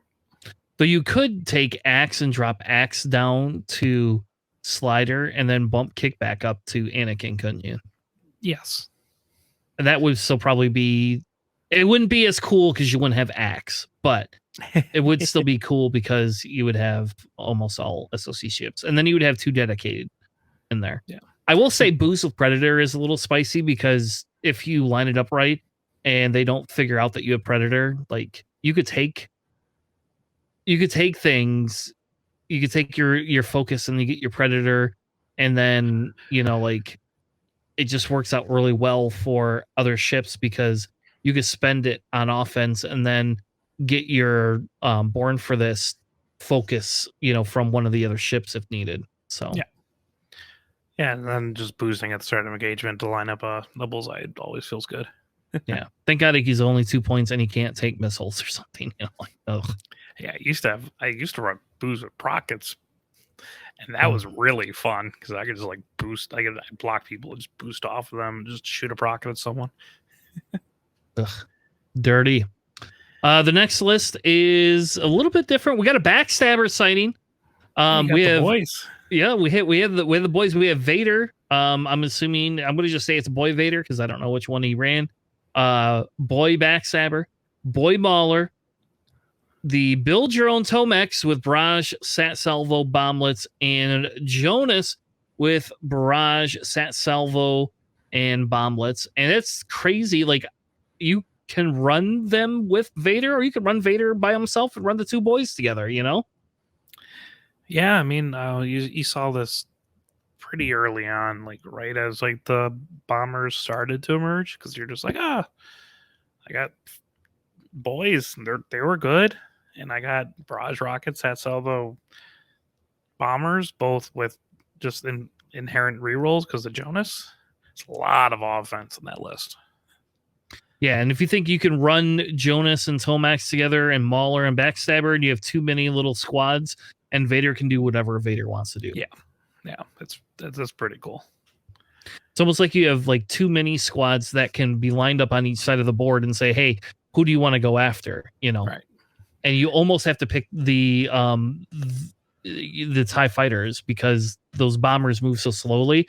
But the TIE fighters all got the built-in afterburners. So they can just go, oh, hey, I want a 3-bank and like afterburners towards you twice. You'd be on the other side of the board in 2 turns. I mean, you joust the bombers because they'll die faster, and also they're worth the same amount of points as the TIE fighters. It just hurts. Yeah. All right. What's the last list that we have from this one? We have a Hera sighting and not in an A-wing. What do we got here, Alex? So you have Hera in the B-wing, costing all 5 points. You got proton cannons, the prototype B-wing title, which is unique to Hera.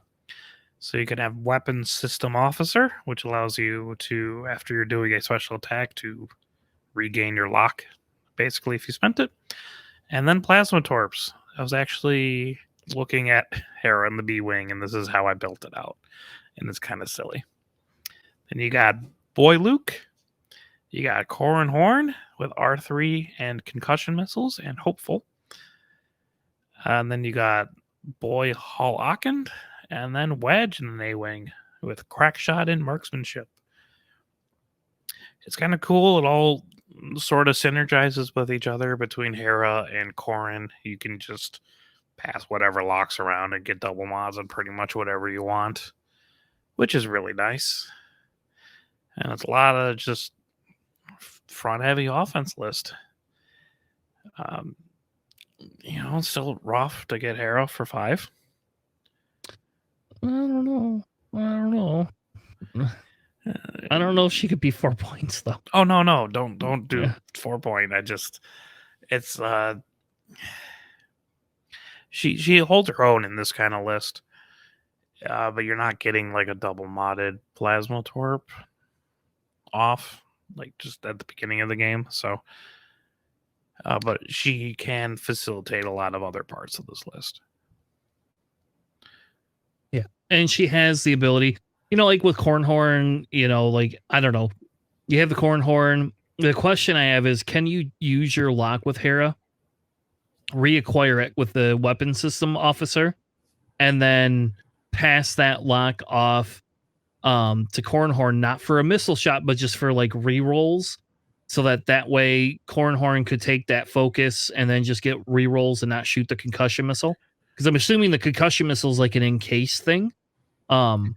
Yeah, I'm not exactly sure why you bring concussion missiles on Corran. Yeah. Other than like having a range 3 range denial or a little bit of splash damage eventually if people get injured. Because you could put mag pulse if you really wanted a missile, right? Like, I don't know if you want mag pulse, like, but there's other things you could bring on Corran. But but if you're gonna bring a missile, to me, mag pulse would be like the better choice personally.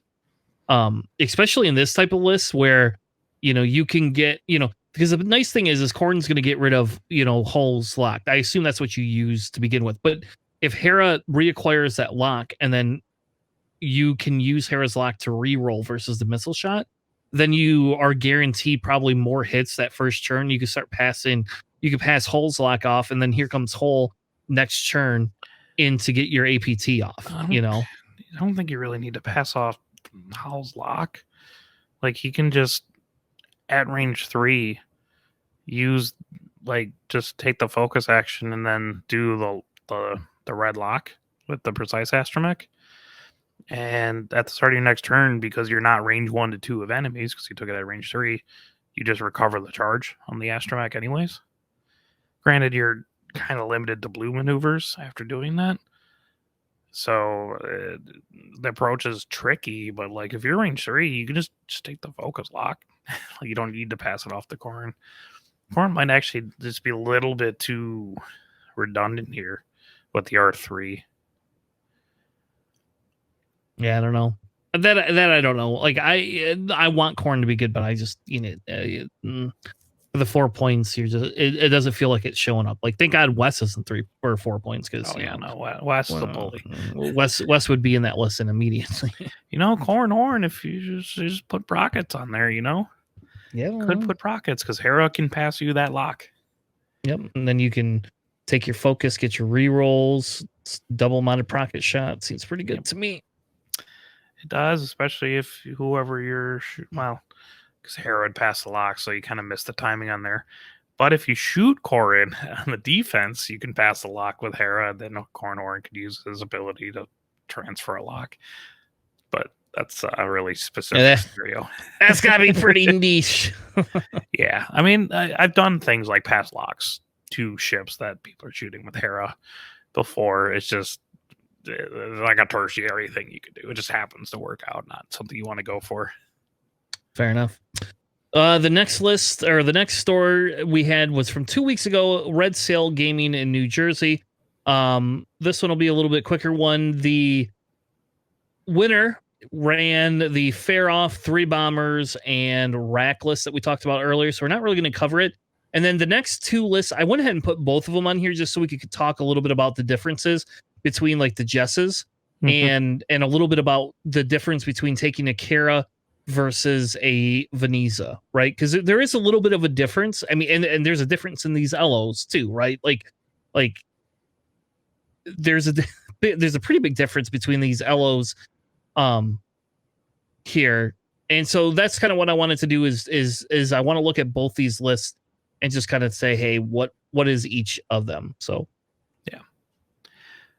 So like the first one, Jason's list, that LO has heroic marksmanship, HLC, Snap with HLC R68. It's got Kari Kun with HLC jamming beam, Zori with dorsal plasma wartime loadout, and presumably also R4 astromech. Like you have 2 points left over. And then Jess Pava with R2D2 and jamming beam. R2D2 being the droid with 4 charges, so you can use Jess's ability a lot. Keith's list for the resistance list, it's LO with heroic marksmanship, Mag Pulse munitions failsafe, Snap Wexley, same one, HLC R68. It has Veneza instead of Kari. That has marksmanship barrage rockets. Is typically what you see. The same Zori, even down to the. I assume they also have R4 astromech on there, even though it's not listed. And then Jess Pava with M9G8 Baffle, which is similar to the one we talked about earlier today.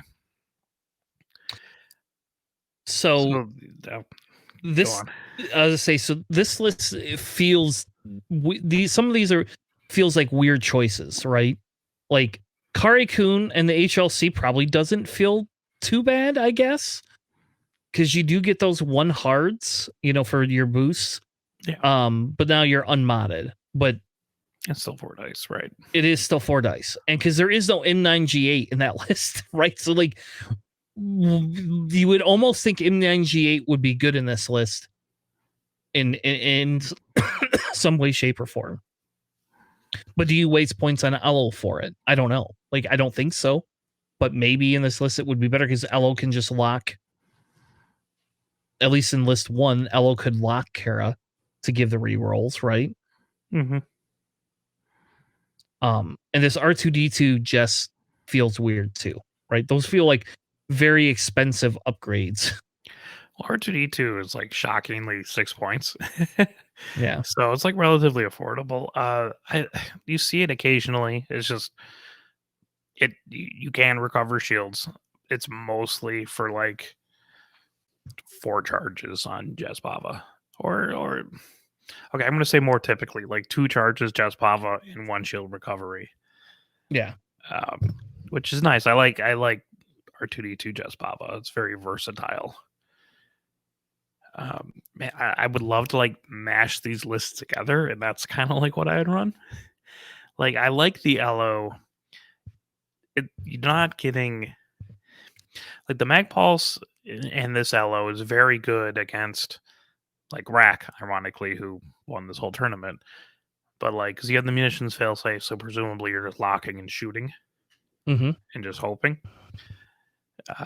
It's nice for low agility things that get jammed, or if you're shooting first and you have like a barrage rocket bomber, right? Just jam off the focus, jam off a reinforce off rack, jam off like a focus on a born for this arc or something like that. So it can hit low agility ships really well, which is presumably why I'm assuming they're bringing that. So it works really well against arcs and rack and bombers. I like that. M9G8 Jespava, I don't like as much as like R2D2 Jespava. I love M9G8. It's a fantastic upgrade. Well, either which way. So the M9G8 piece on Jespava is, to me, is just like a misuse of what you could trigger, but that's because you're bringing Zori. So where do you put the M9G8 if you're not going to put it? Which then essentially says, do you need to bring Vanessa, right? Is there an other X-Wing that you could bring that would be better for it? Because I do agree, I think you need the M9G8 in there. But I don't know. And I don't know if you want to put it on Kara or not. Yeah, I just yeah, M9G8 on Jess. I just feel like if I see a Jespava with just M9G8, I can shoot Jespava, right? Normally it's a deterrent because she has multiple charges, but if you only have 1 charge, you can blunt some of the damage incoming. Yeah, By just exactly. targeting Jespava a lot more. So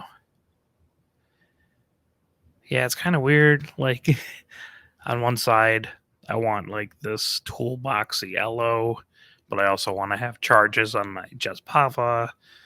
But like I also want an IG8, but like Kari Kun with the HLC is really nice spike damage. I don't know. It's there's a lot of interesting things you can do between both of those lists and just kind of make your own version of that. Well, I think that's where the conversation goes. Do you dump Zori, right? Like, is Zori worth the asking price here? Because one thing Corey's been playing with is you can downgrade Zori to a 3-point ship that has wartime, and you know how often that ship dies? Like, you really got to concentrate fire to kill a 3-point Y-Wing with wartime. like it does die. 9 health, 5 beam shields. Yeah, exactly. And so it doesn't like to die as easily. And if you are wasting all your shots into a 3-point Y-Wing, if it takes more than, let's say, a round and a half to kill it, you've wasted a whole bunch of time. So the question becomes is, could you just drop Zori and then you could run either run another X-Wing in place there or upgrade one of the other X-Wings, right? Yeah, because you can downgrade Zori to like Liga and then bump up Veneza to like 9-nub. Yep, which is what Corey's doing. Yeah, that's solid enough. Or if you don't want to fly a Y-Wing with Zori, you can downgrade it to like Merle, which is still a legitimate option for that. Or Jarek if you want all I5s. I know Nate May at Rust Cup, he flew like he bumped up Snap, so it was like Elo, Zori, 9-nub, Lulo, Jarek, so they were all I5s. So that's also another option of going. There's a bunch of cool stuff in Resistance. You can tweak it. I wish more people would fly Falcons because they're cool. That's very true. So yeah, so I think this is an interesting take, and I'll tell you. So a little bit of the plan for the podcast, right? Is we are looking to, cover as Worlds gets closer some of these other factions, like spending a whole episode covering a faction. I think, and in the effort to say, okay, if we can mix and match all of these, which is the best combo that you can put together.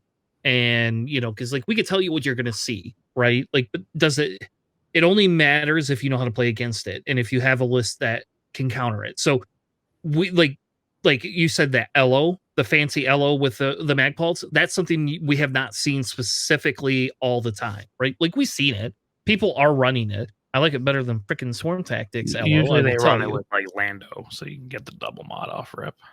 Yes, exactly. But you haven't seen that without Lando. And a 5T70, you haven't really seen a Magpulse Elo.